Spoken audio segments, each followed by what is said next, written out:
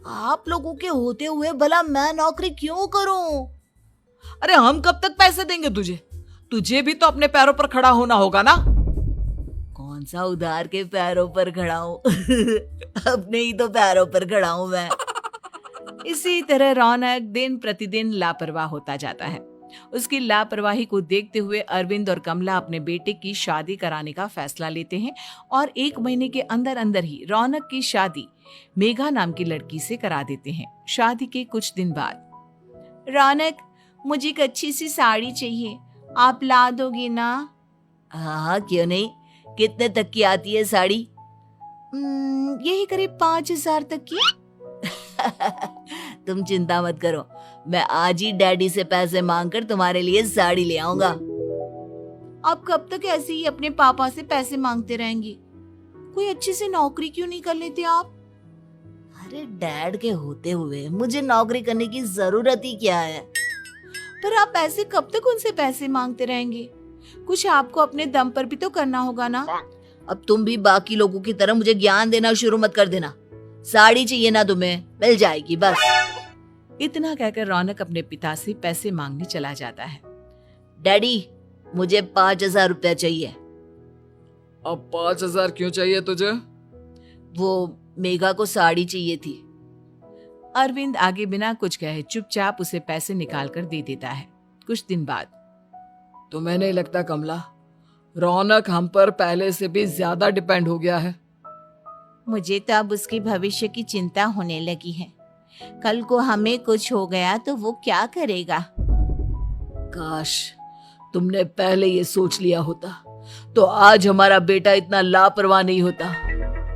तब मुझे कहाँ पता था कि मेरा लाड प्यार उसे इतना बिगाड़ देगा कि वो इस हद तक लापरवाह बन जाएगा। कोई बात नहीं, अभी भी देर नहीं हुई। मुझे पता है उसे कैसे सुधारा जा सकता है। कैसे? अरविंद कुछ कहता उससे पहले रौनक वहां आ जाता है और पैसों के लिए हाथ फैलाने लगता है। डैड, मैं और मेघा बाहर घूमने जाना चाहते हैं। अरे वाह, ये आज सूरज कहाँ से निकला है? Dad please. अच्छा चलो अब मुद्दे की बात करो। मुझे अब 25,000 चाहिए। अब तुम्हें 1 रुपया भी नहीं मिलने वाला। अगर तुम्हें पैसों की इतनी ही जरूरत है तो कोई ढंग की नौकरी कर लो।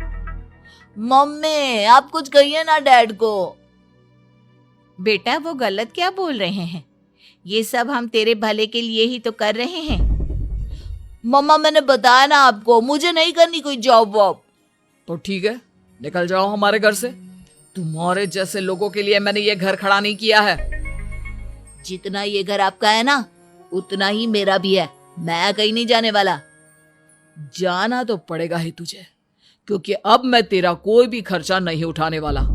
ठीक है, मत उठाइए मेरा खर्चा, मैं अपने दम पर भी जी सकता हूँ। तो बेशर्मों की तरह अब तक यहाँ क्यों खड़ा है? अपना सामान ले और निकल जाए यहाँ से। रौनक पैर पटकते हुए वहां से चला जाता है। घर से निकालना जरूरी है क्या उसे? बिना पैसों के कौन रखेगा उसे किराए पर? अगर उसका भविष्य सुधारना है तो हमें अपने दिल पर पत्थर रखकर ये कदम उठाना ही होगा।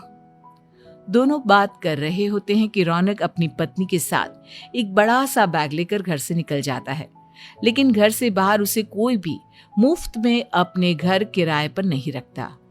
अंत में थक हार कर वो फिर से अपने घर चला जाता है। क्या हुआ? थोड़ी देर पहले तो दहाड़ते हुए घर से निकला था, अब क्या हुआ? नहीं रखा ना किसी ने तुझे किराए पर? डैड प्लीज, मैं कुछ दिनों में कोई अच्छी सी नौकरी शुरू कर दूंगा।